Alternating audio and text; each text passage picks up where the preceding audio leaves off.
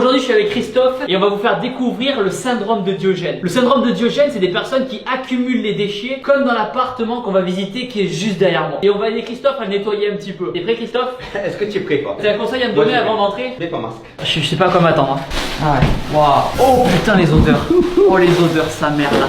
Oh les odeurs d'urine.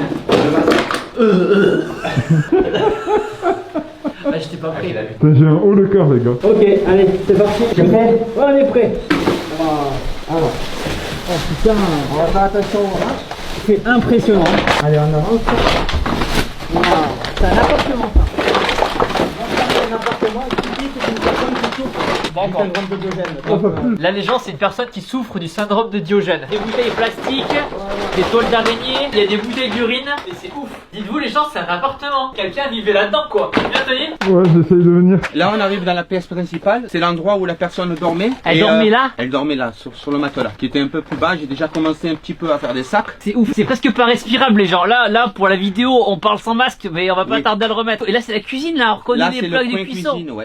Et le coin cuisine, ça monte pas.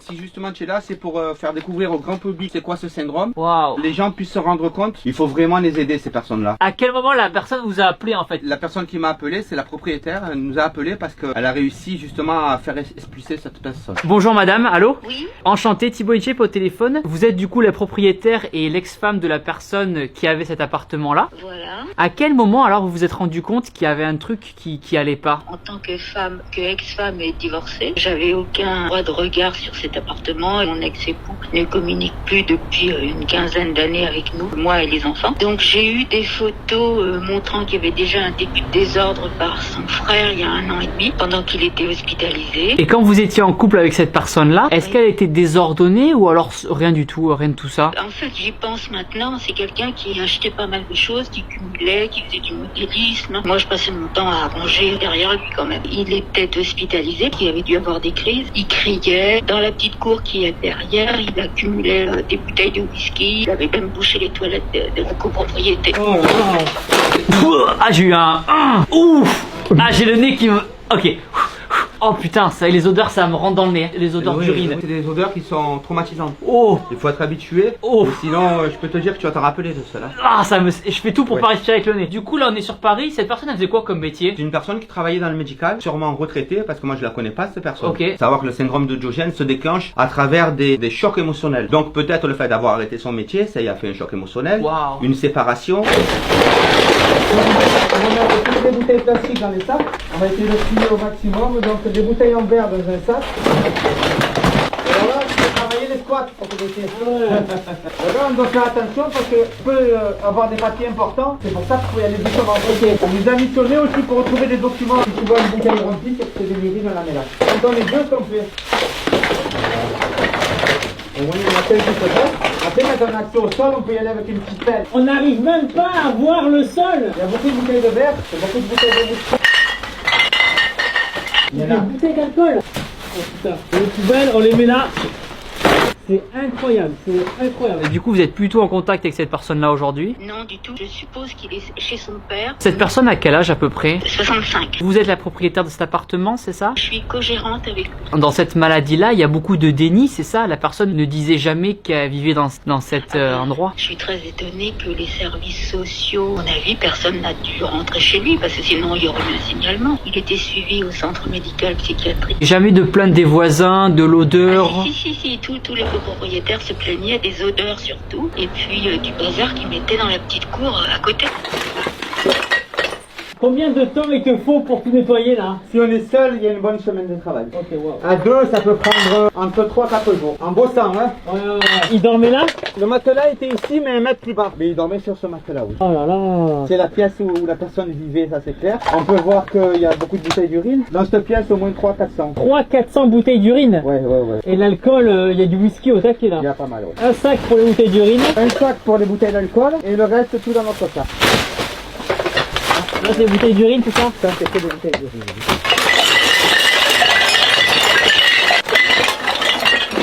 Ok, bouteilles d'alcool. C'est particulier comme mode de vie. Oh là là, mais c'est ouf ça. C'est incroyable. La salle de bain qui est pleine sur 2 mètres de haut. Et là, c'est la salle de bain. C'est la baignoire. Oh là là. C'est possible qu'en dessous, il y a un canapé, par exemple.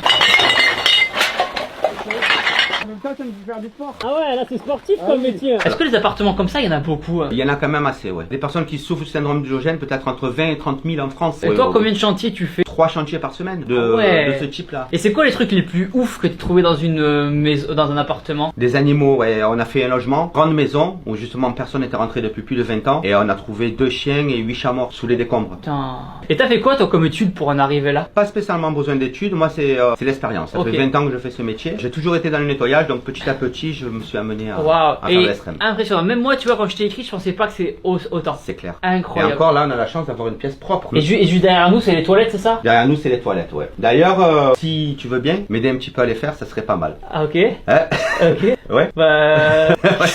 C'est coriace, mais il faut passer par là. Mais t'as quoi comme outil pour faire ça? Un lance-flamme? Les mains? Je peux t'aider J'ai un une peu. petite pelle. Une petite pelle, j'ai Ouais. bien une petite pelle. Donc là, du coup, les gens, il y a la pièce du milieu. Je parle pas avec Loni, je suis en apnée là. Et du coup, on voit qu'il y a pas mal de linge, il y a de la poussière, des toiles d'araignée, pas mal de bouteilles d'urine, beaucoup de bouteilles de badois. Il aimait beaucoup la badois apparemment. Il y a un peu de jambon Herta riche en protéines. Apparemment, il aimait bien les protéines. Hors blague, c'est ouf. Je pensais même pas que ça existait en vrai. Faut vraiment le voir pour le croire, comme on me dit. Encore une fois, on répète, on n'est pas dans la moquerie. On est là vraiment pour regarder ce qui se passe et la réalité des choses. Il y a vraiment des gens qui sont atteints de cette maladie là et il faut les aider, il faut les accompagner. Mais c'est impressionnant. Je pensais pas que c'était autant. Il y a la cuisine qui est derrière moi. On va y refaire un tour. Venez avec moi.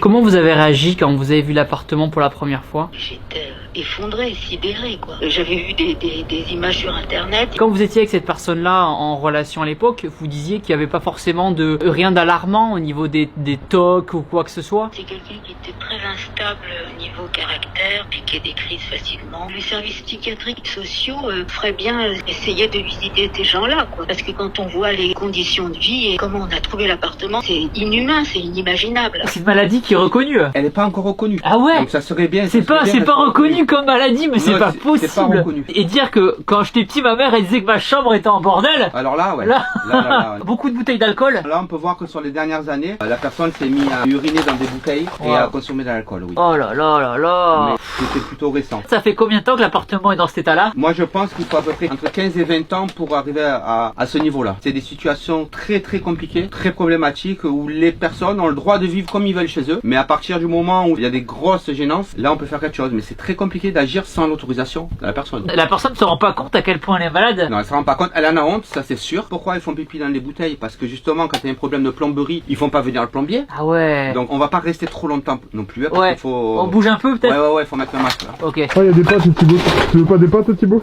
Non, c'est bon. Regardez les gens. Là, on voit la machine à laver. La machine à laver qui est juste ici. Les plaques de cuisson. Oh là là, mais c'est dangereux quoi. Ça c'était collé et je l'ai décollé parce que ça avait commencé à brûler. Un logement comme ça, il peut prendre feu et embraser Ah ouais. tout l'immeuble. Il y a des gros risques. Et là, derrière, c'est la douche. Ça c'est la cabine de douche. Je l'ai découverte Oh là hier là. en travaillant. Et quand tu nettoies un truc comme ça, tu commences par quoi? Ben, je commence par le coin le moins rempli. Donc là en l'occurrence c'était là où il y avait le matelas. J'essaie de trier au maximum. Tout ça, ça part en déchetterie payante. Bon, il faut rémunérer les personnes qui travaillent pour nettoyer cet appartement-là. Est-ce qu'il y a des assurances, quelque chose qui vous aide? Ah non, j'ai rien trouvé. Nous débrouiller et de financer. Ah ouais, donc c'est une maladie, mais personne vous aide à payer les frais quoi. Ah non. L'appartement qu'on visite aujourd'hui, c'est vraiment un gros syndrome de Diogène. C'est vraiment un gros syndrome de Diogène qui est là depuis des années et des années et pour lequel il n'y a pas grand monde qui peut faire quoi que ce soit. D'accord, La ok. personne, elle se replie sur elle-même, elle s'enferme totalement, elle laisse rentrer personne chez elle et elle refuse carrément toute aide. Ça m'arrive de découvrir des logements où ça fait 20 ans, 30 ans que personne n'est rentré. Il y a une certaine honte en fait de cette maladie-là. Oui, ils ont énormément honte. Donc c'est ça qui fait qu'ils sont dans le déni. Il n'y a jamais quelqu'un de la famille qui vient. Ils ont toujours un stratagème pour dire à Noël, je viens Et- ou attends-moi devant la porte. Qu'est-ce qu'ils en pensent, ta famille, de ton métier? Alors il faut savoir que mes filles, j'ai 3 filles, elles sont très très fières de leur père. Elles ont quel âge? 9 ans et 10 ans. Elles connaissent les vidéos YouTube? Elles connaissent ces vidéos C'est YouTube. vrai? Nina, Ina et Emma, on vous fait des gros bisous.